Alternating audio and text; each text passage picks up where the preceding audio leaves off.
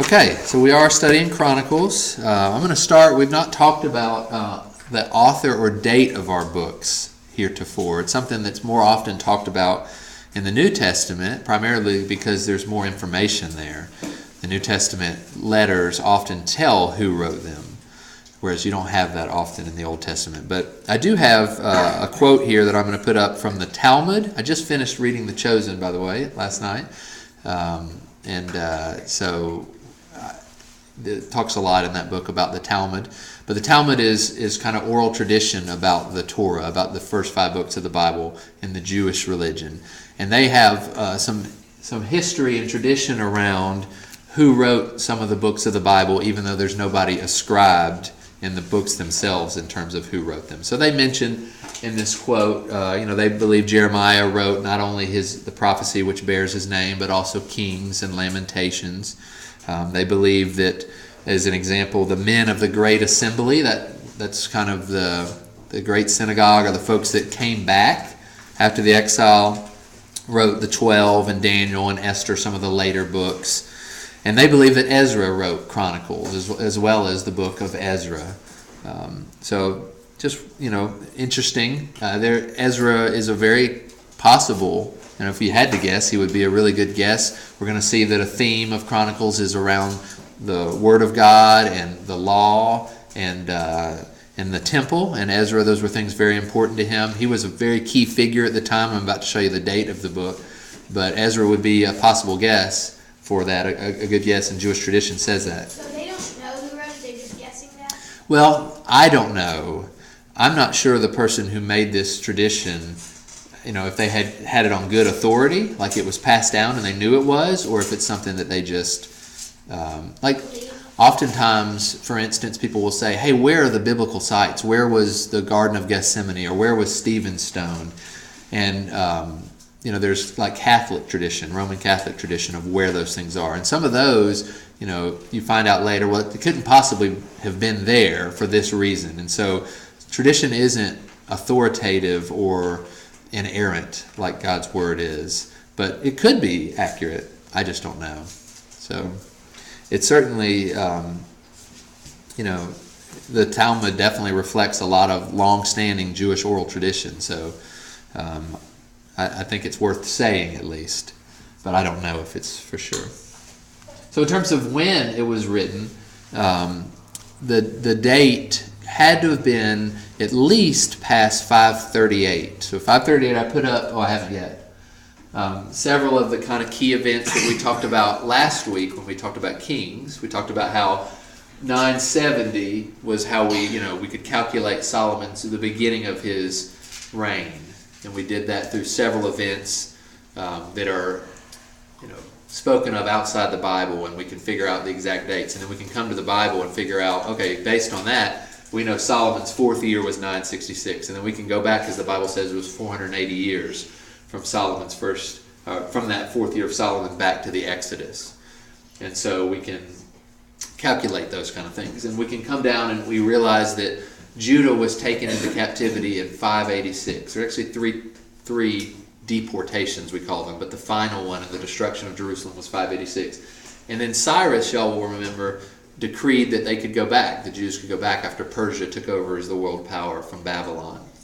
And the book of 2 Chronicles ends with Cyrus's decree. So whoever wrote it, it would have had to have been, because it's not written as a prophecy or anything like that, it's an actual text of Cyrus's decree. In fact, it's the exact same text as the first part of the book of Ezra, which may be another argument for Ezra being the author. But we know it had to have been written 538 BC or after. And actually, at the very beginning of Chronicles, and I haven't said this yet, but 1st and 2nd Chronicles, like 1st and 2nd Kings, like 1st and 2nd Samuel, are considered one book in the Hebrew canon. They were just split when vowels were added because the length was too long to fit in one material for that book.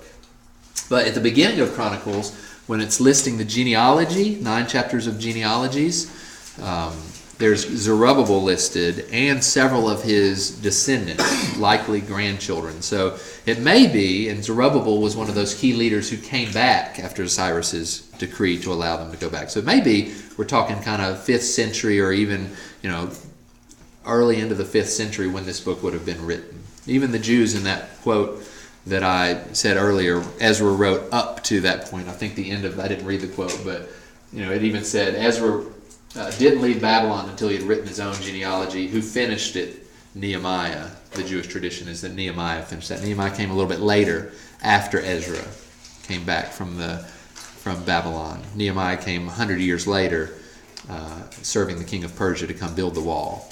So what it says, written his own genealogy, is he talking about the book of Ezra there? Yeah, I think he's talking about Ezra and Chronicles there, this is obviously added. I don't remember if I added that or if that was because yeah, that's right. Okay, so that tells you we don't know who wrote it, likely, possibly Ezra in around the 5th century BC. Okay, Frank asked a question right before in terms of why is Chronicles located where it is. Let me tell you where it is first. So obviously we're following the English order here, and Chronicles is right after Kings, and that makes sense. A lot of people view Chronicles similar to how you would view Matthew, Mark, and Luke, right? They're all very similar. What's the point? It's just kind of we can skip from Kings all the way to Ezra because it's just the same material, right? That's the view most people have of Chronicles, is superfluous or unneeded. But in reality, there's a lot missing from Chronicles, and we'll talk about that in just a bit. And there's a lot added, including 9 chapters of genealogies. But it makes sense in the English version, in the English canon, why it's after Kings, because it's the same time period as Kings. It talks about many of the kings. It talks about all the southern kings from David on to the final king Zedekiah, which is the same period that Kings covers as well.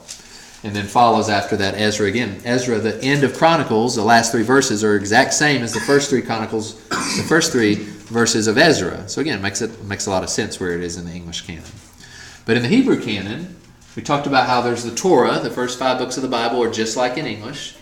And then after that, we talked about the former prophets, which we've just finished covering, Joshua, Judges, and Samuel and Kings. And we talked about how there's Kings. Last week we discovered it's a really fitting end to that section. And we'll talk more about that today and how it relates to Chronicles being different. But Kings was the end of that section, and it really showed how God, after renewing covenant for so many times with Israel, refused to do so anymore. And it ended with the introduction of Elijah and Elisha, with whom we thought God would make covenant, and then it ended with the destruction of both the northern kingdom in Samaria as well as the southern kingdom in Jerusalem.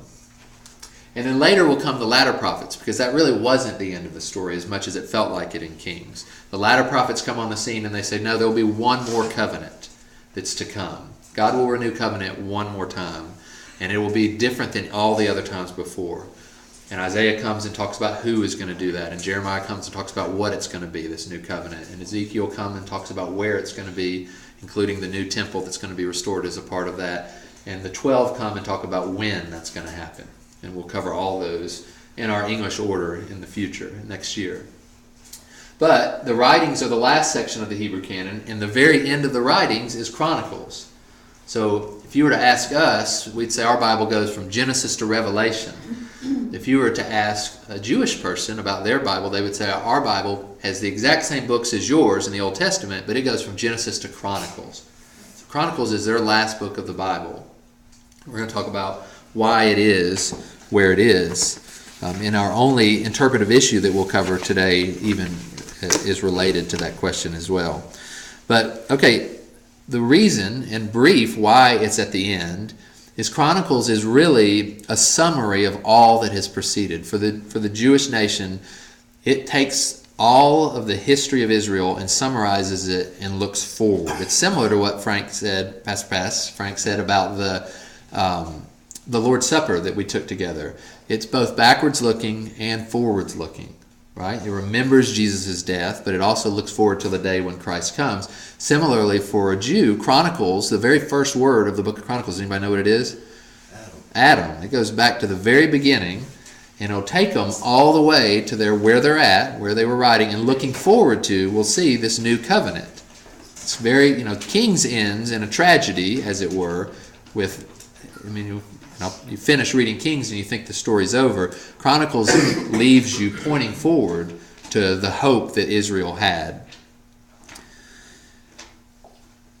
I have the quote here from House, which is one of the two books that we read as a part of preparing for this class. But let me read it for us. Few Old Testament books are as easy to underestimate as 1st and 2nd Chronicles. Many readers dismiss it as a needless repetition or mere supplement to Samuel and Kings. Others are nonplussed. That's another thing I had to look up this week. Does anybody know what nonplussed means? Yeah. Speechless. Unmoved. Yeah, speechless. Not speechless because it's just like, you know what? So what? Just you're not moved by it at all. It's a good word. I like it. Yeah.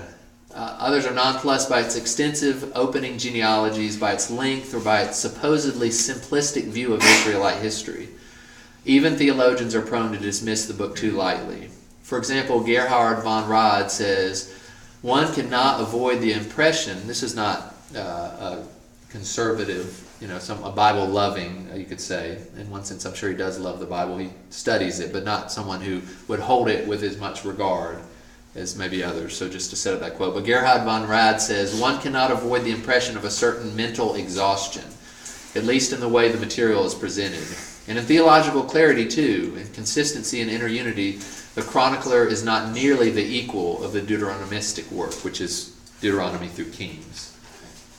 Such comments, now we're back to Paul House, such comments do not do justice to the breadth and vision that the book exhibits. Rather than being a repetitious, unimaginative work, this history provides an excellent conclusion to the canon by drawing together its major themes and presenting them in an effective, creative, and historically accurate manner. So, historically accurate, the previous quote said, here, Paul House was saying some people feel like it has a simplistic view of Israelite history, because, for instance, we're going to see like David and Bathsheba are nowhere found in there, even though he talks about David. Saul is nowhere found in there. And so some people say that it's not historically accurate. Rather, it's very similar, as I was mentioning, to the Gospels, where each Gospel writer has a focus. Like, for instance, you can say the Gospel of Matthew presents Jesus as king, Mark as servant, Luke presents Jesus as man, or as human, and John presents him as divine.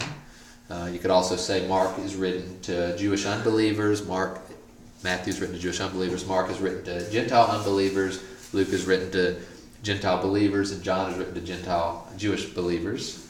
I didn't hardly get that right. I'm sure you all didn't follow.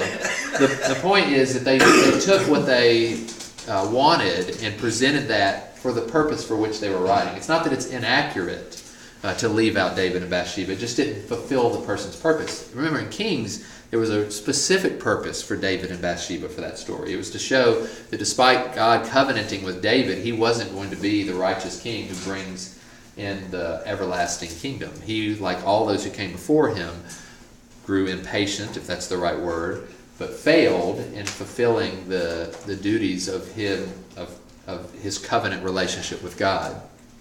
So it's a historically accurate book. It just has a perspective from which it's being written, and it's not the same perspective as Kings.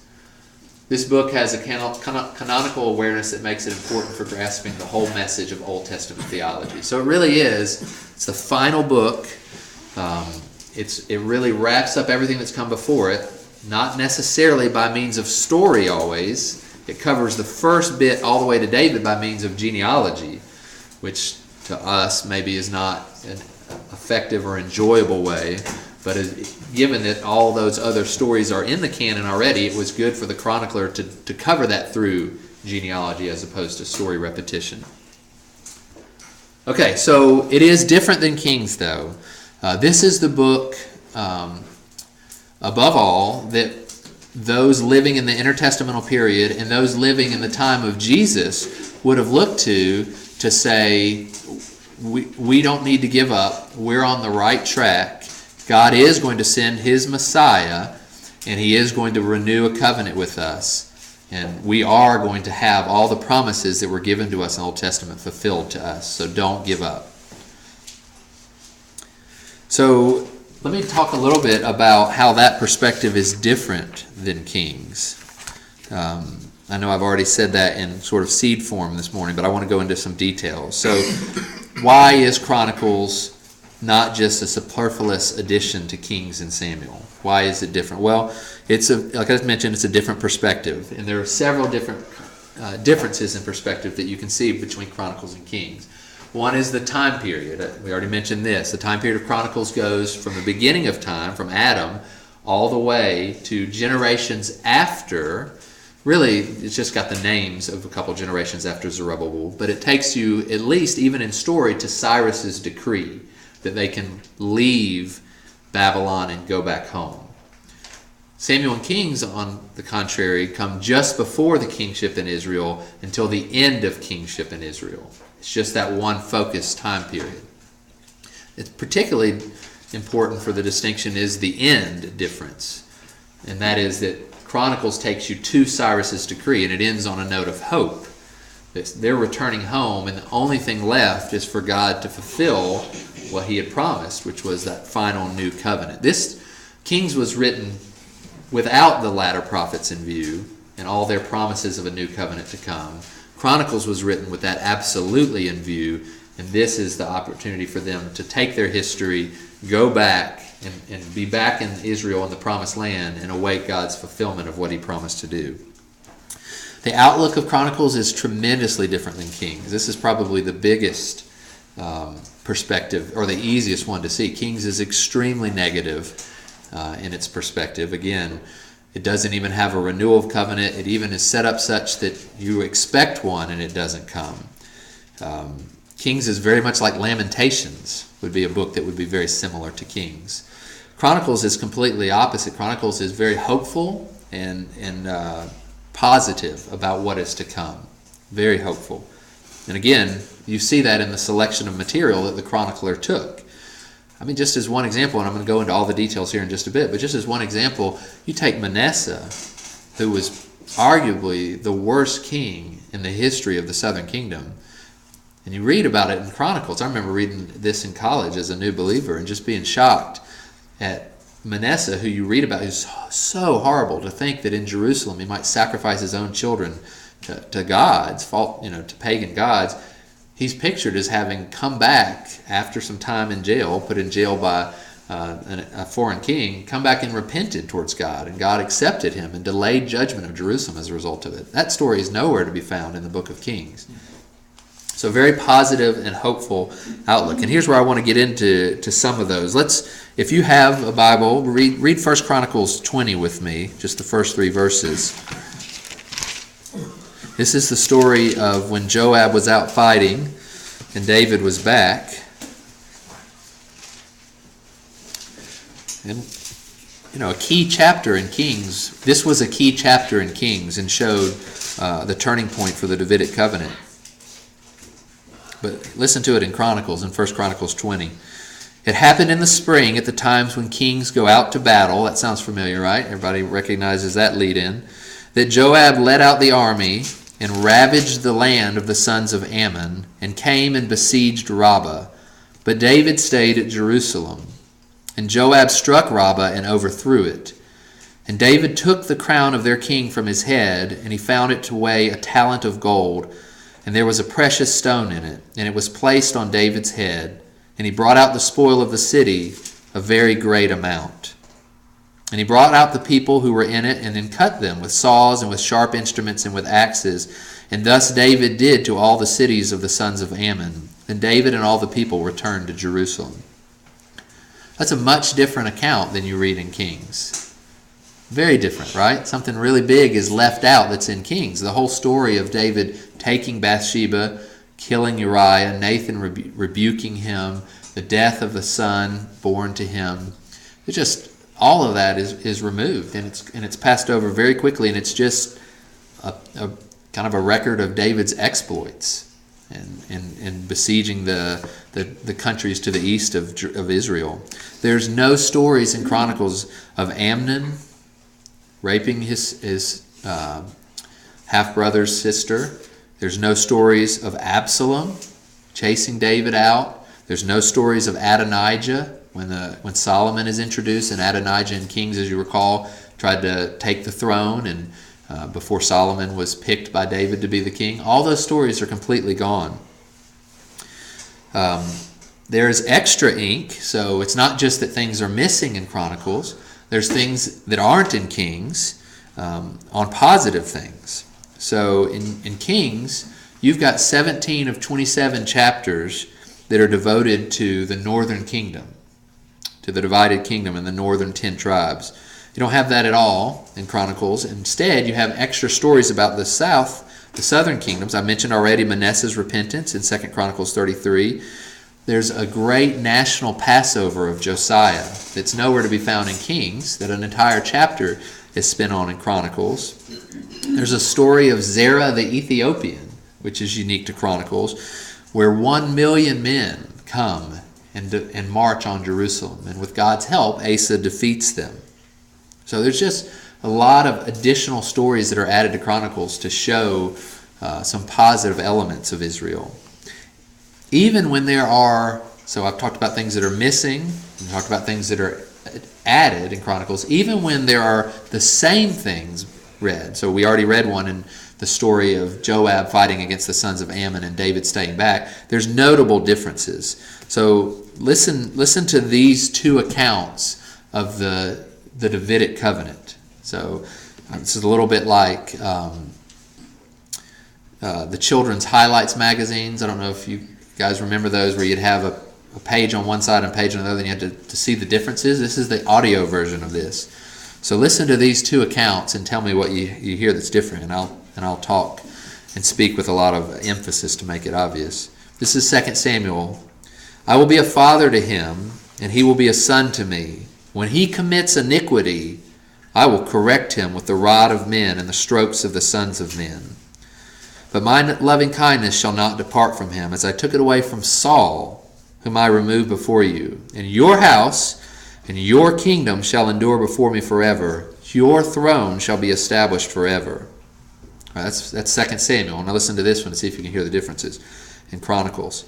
1 Chronicles 17. I will be his father, and he shall be my son, and I will not take my loving kindness away from him, as I took it from him who was before you.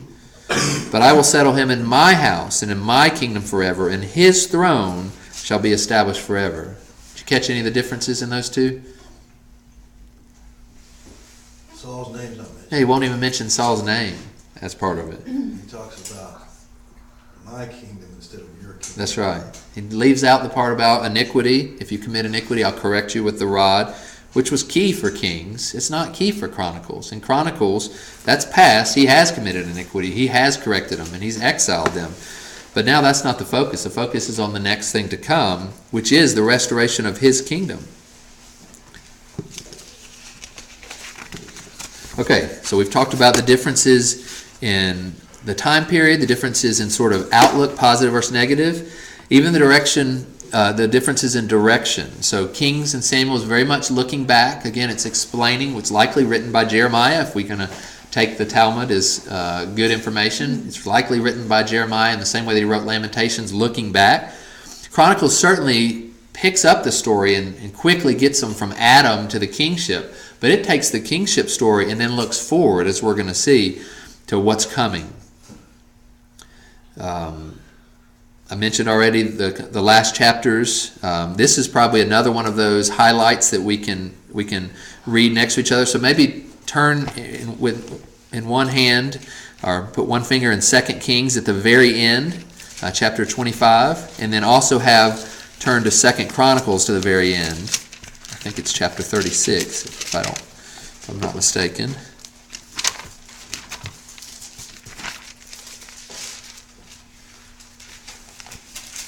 I'm not going to read all of these, but I want you to be able to lay your eyes on them, and let's look at the difference and how these two events are reported.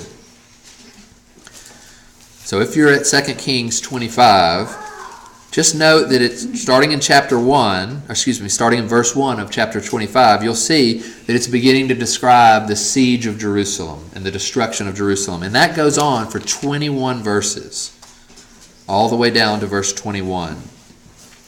Okay, after 21 verses, I guess that's 21 verses, of real detail on what happened in the siege of Jerusalem. Now we're going to talk about Gedaliah and how he was, Gedaliah rose up and encouraged people to not be afraid of the Chaldeans, but to serve them, and he's murdered.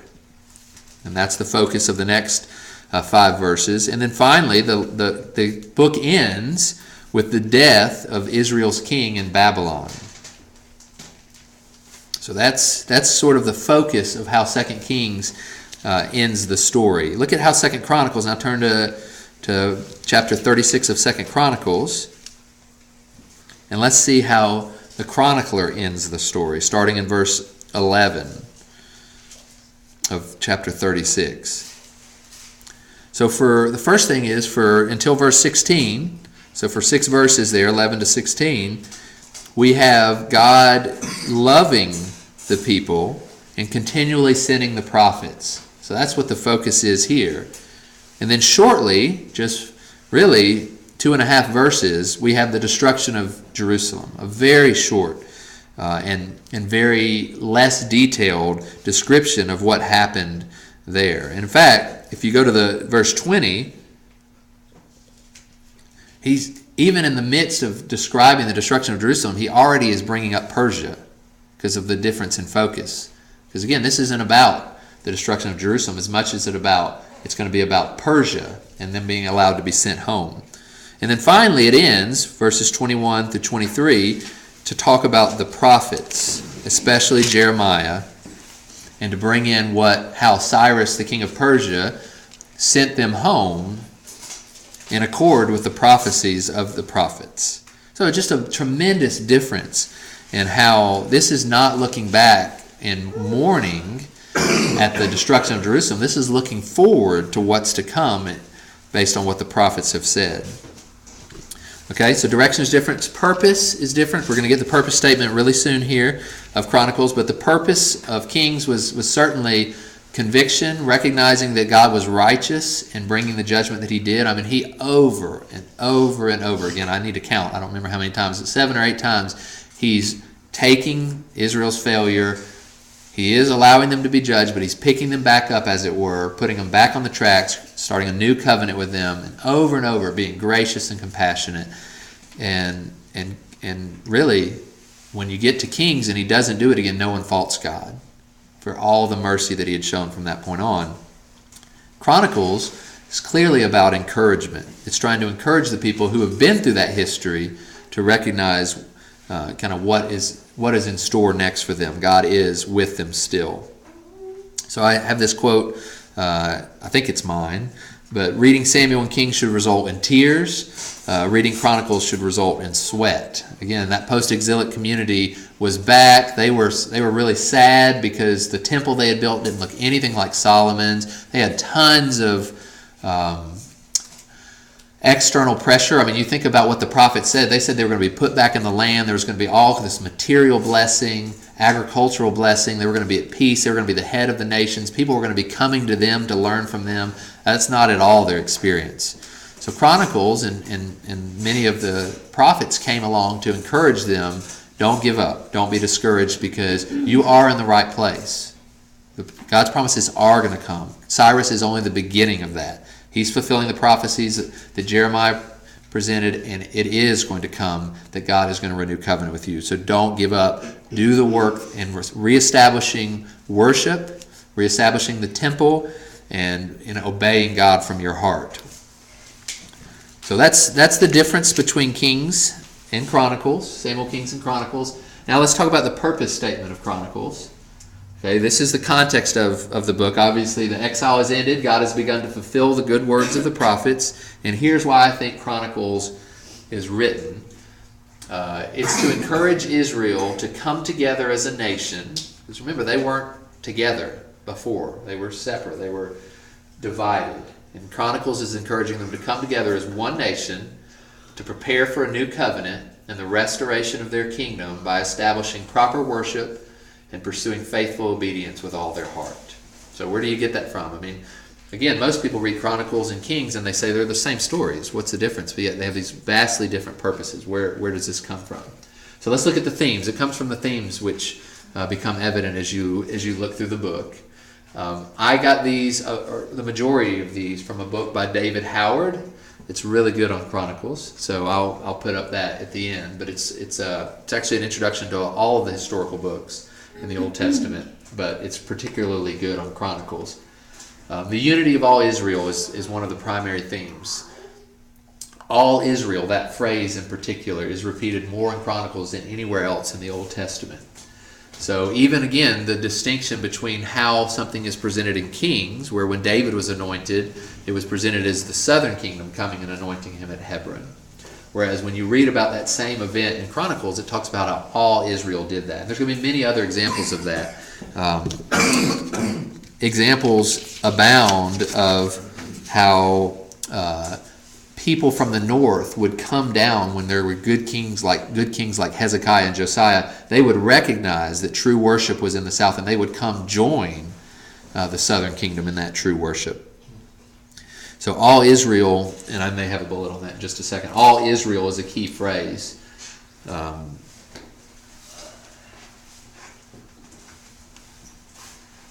Okay, that's right. So defecting from the northern kingdom, coming down to join the southern kingdom.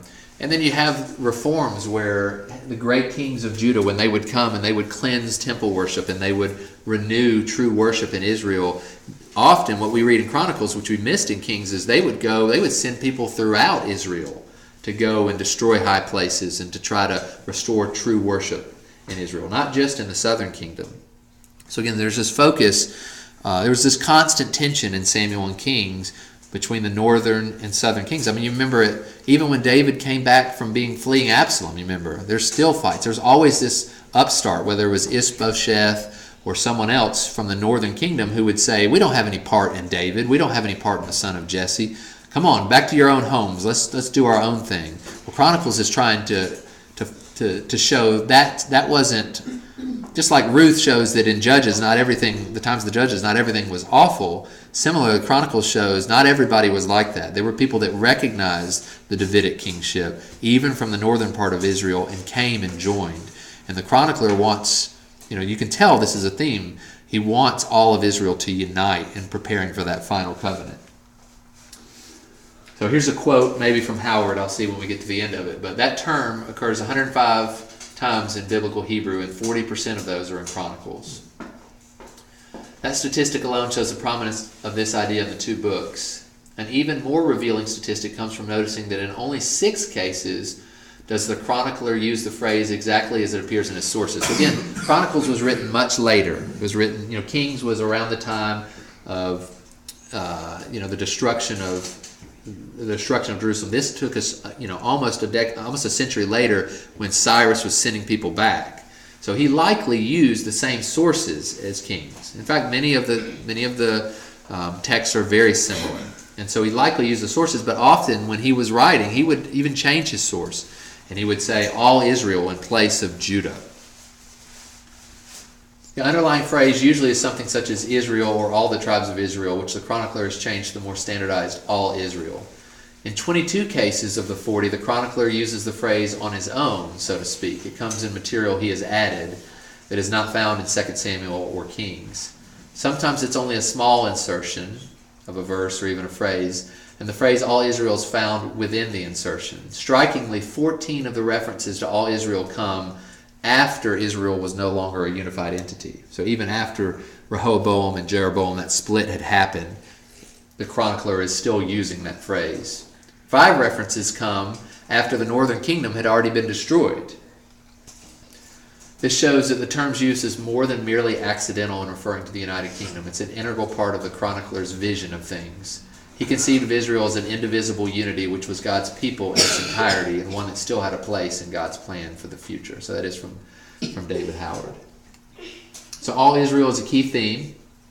But even with that being a theme, the unity, there is a heavy focus on the tribes of Judah and Levi, because there's going to be a heavy focus on both kingship, which was a horrible idea at first that the people brought to God, but which God used in his own good plan to be an important part of both what he did for Israel and what he's going to do for Israel.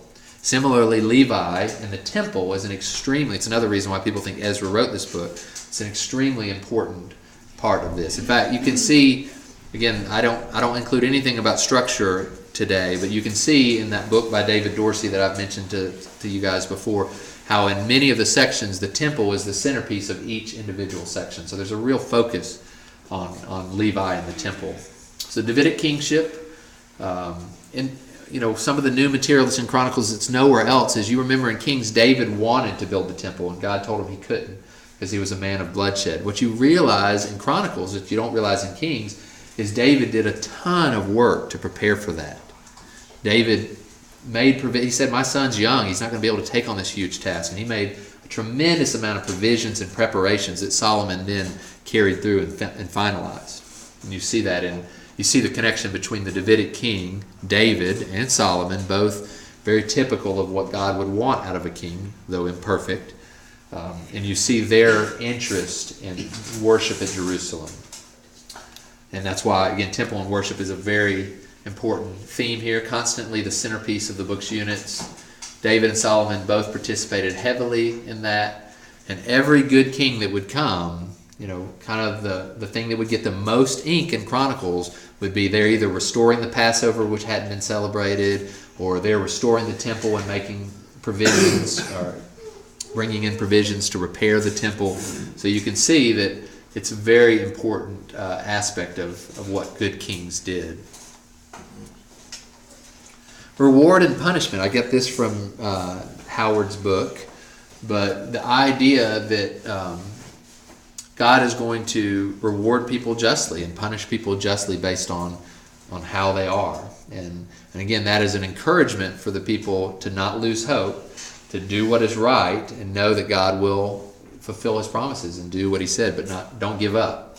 So you see, as for you, my son Solomon, know the God of your father and serve him with a whole heart and a willing mind. For Yahweh searches all hearts and understands every intent of the thoughts. If you seek him, he will let you find him, but if you forsake him, he will reject you forever. That's in a nutshell the encouragement of the chronicler.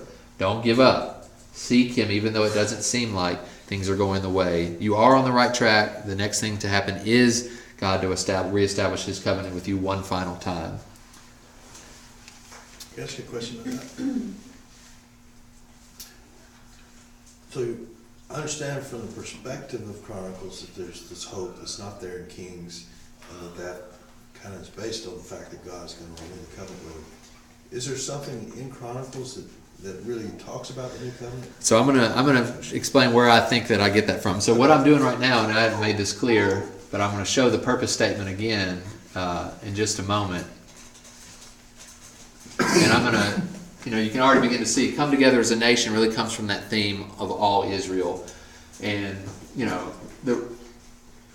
come together and prepare for the covenant by, establishing proper worship and pursuing obedience. That comes from the themes of the temple, and then as well as the reward punishment idea. And I'm going to show you where I think the new covenant idea comes in.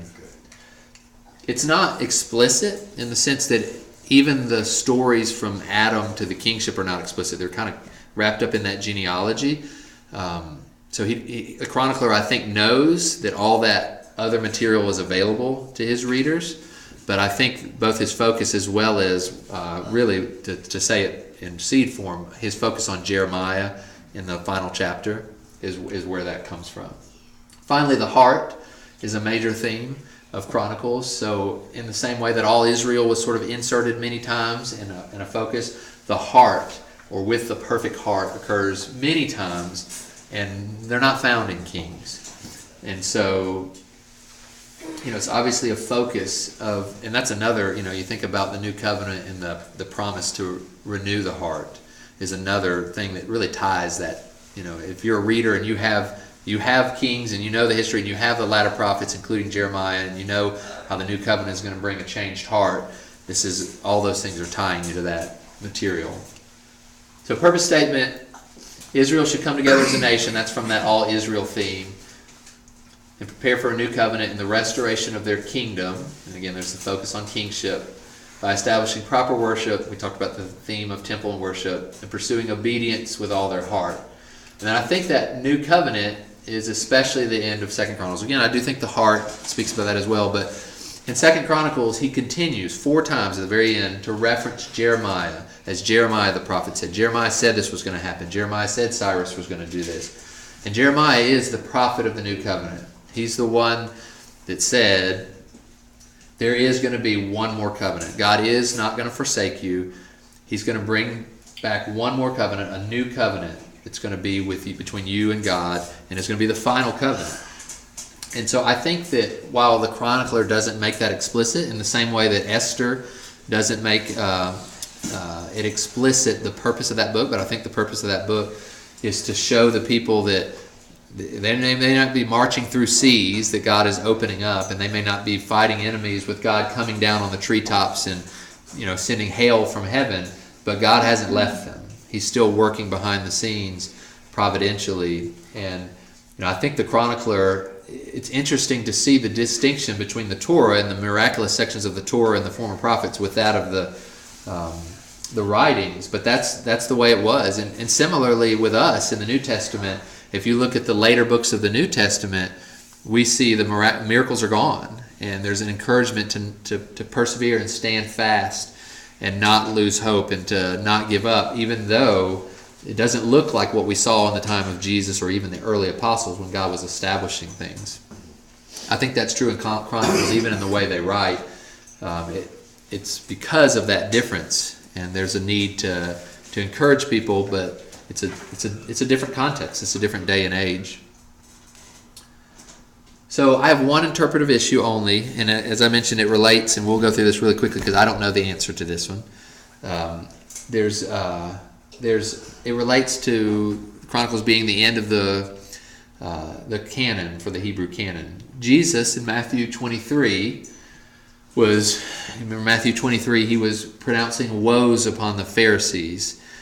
And one of the things he said to them is that upon you may fall the guilt of all the righteous blood shed on the earth, from the blood of righteous Abel to the blood of Zechariah, the son of Berechiah, whom you murdered between the temple and the altar. Now, you ask, why did Jesus pick those two murders to highlight when he's saying all those murders all their blood is going to be on your head? Well, you could say, what's from A to Z? Well, Z wasn't the last letter of their alphabet, so that doesn't work. It does work well in English. One common answer to this is there was a Zechariah in 2 Chronicles 24, I think it is. It's the last murder recorded in Chronicles. And there was a Zechariah, and he was murdered in the temple in the same way that Jesus describes here, between the temple and the altar. And so that would be, a really fitting way for Jesus to say that, from Genesis to Revelation is how we would say it. But when he was on the earth and only the Old Testament existed, from Genesis to Chronicles, all the murders that are listed therein, on you is going to come that blood. And so that seems like a really easy answer. The hard part there is that Zechariah, according to Chronicles, was the son of Jehoiada.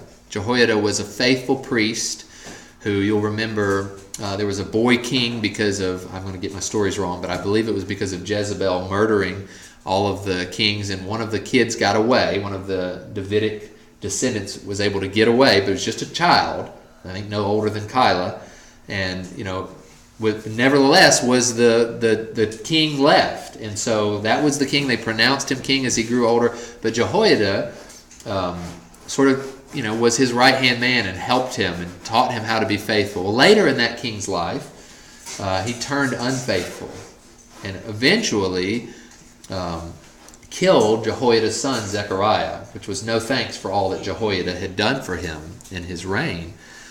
And so that's the question, is if that's the person, if that's the Zechariah Jesus has in mind when he says that, why does he say that he's the son of Berechiah instead of the son of Jehoiada? So to make things more complicated, there is a Zechariah in the 12, right? In the 12 prophets. It's the second to last book of our English ordered Bible, Zechariah and then Malachi. He is the son of Berechiah.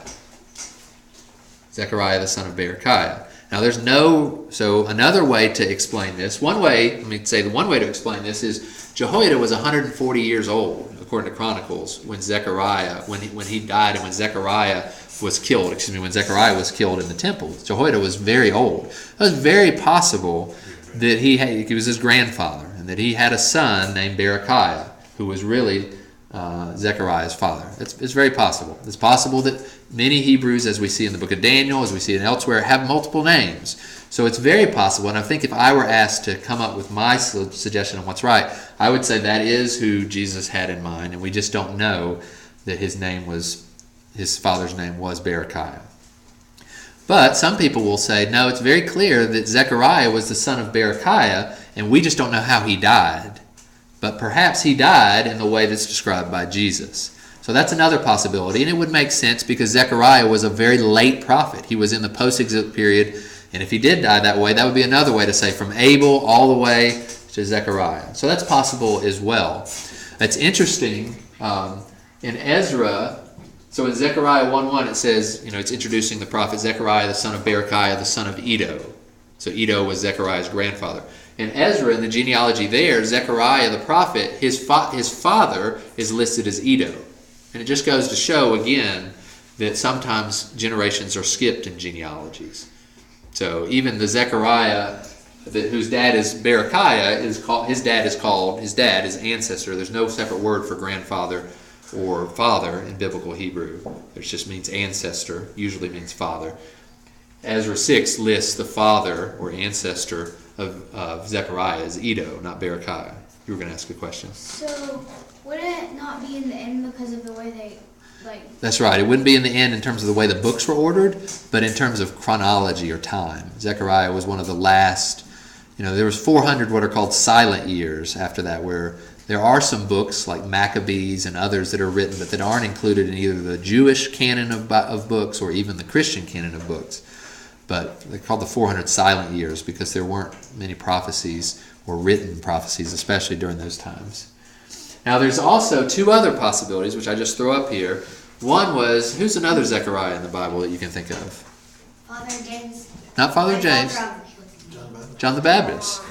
And there is, in the Gospel of James, I don't know if y'all know, there are other Gospels that were written that are not included in the Christian canon. They were not seen by the early church as inspired writings that could be relied upon. And so, but you can learn things from them. And there's a story in the Gospel of James that talks about Zechariah being killed in the temple, being murdered in the temple. We don't know John the Baptist's grandfather's name, whether it was Berechiah or not. I read somewhere that his name was Barak, and I don't know where they got that from. Anyways, that's another possibility. And if you look at the quote of Jesus, he says, the son of Zechariah, the son of Berechiah, whom you murdered. So a lot of people make that as an argument for, he's talking about the people he's talking to. That generation murdered him. So, again, I don't have an answer to this. The final is Josephus talks about another gentleman who was son of Baruch, who was killed. But this was after. Josephus wrote after. So I think that's the one that has the least likelihood of being true. But I just throw it up there as another one that people talk about. So, again, if I was forced to pick, it sure seems like Jesus is taking the entire Old Testament canon and summarizing it. And we don't have clear evidence that Jehoiada didn't have other children. In fact, if you look at the genealogies in Chronicles around Zerubbabel, there's questions there where Zerubbabel is listed not as the son of Shealtiel, who he is in other places. And so there's a question, was there a Levirate marriage where he didn't have children and he was actually conceived by a brother? So there's all these things that we don't have the context for these genealogies to know. And I'm always reminded of the story of Daniel, and where in Daniel people said there's no way the story in Daniel can be true, because we have a good list of the Babylonian kings, and there was never a king called Belteshazzar in that time. So we know the story of Daniel is not right. The story of the Daniel in the lion's den. It's got to be made up. And finally, eventually, this archaeological discovery is found, and it turns out, the king was not Belteshazzar, and there wasn't one, but the king was not a very good king, and he went off on these long adventures and left, I think it was his nephew, I don't recall, in charge of the city, who was Belteshazzar. And that's why, even in the story, if you remember of Daniel, and the writing on the wall, and the hands on the wall, he promises Daniel third in the kingdom, because he couldn't promise second. That was him.